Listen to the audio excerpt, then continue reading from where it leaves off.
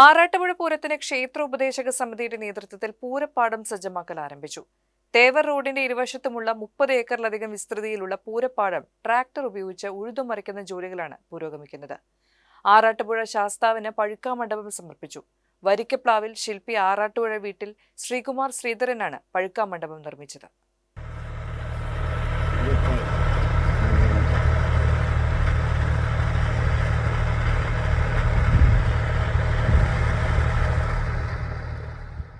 കൂട്ടിയെഴുന്നള്ളിപ്പ്, തൃപ്രയാർ തേവർ, ഊരകത്തമ്മ തിരുവടി, ചേർപ്പ് ഭഗവതി, ചാത്തക്കുടം ശാസ്താവ്, തൊട്ടിപ്പാൾ ഭഗവതി, നെട്ടിശ്ശേരി ശാസ്താവ്, പൂനിലാർക്കാവ് ഭഗവതി, കടുപ്പശ്ശേരി ഭഗവതി, ചാലക്കുടി പിഷാരിക്കൽ ഭഗവതി എന്നീ ദേവീദേവന്മാരുടെ എഴുന്നള്ളിപ്പുകൾ എന്നിവ നടക്കുന്നതിവിടെയാണ്. പൂരം കൊടിയേറ്റം 24-ന്, തിരുവാതിരവിളക്ക് 26-ന്, പെരുവനം പൂരം 27-ന്, ആറാട്ടുപുഴ തറയ്ക്കൽ പൂരം 29-ന്, ആറാട്ടുപുഴ പൂരം 30-ന്, ഗ്രാമബലി 31 എന്നിങ്ങനെയാണ് തീയതികൾ.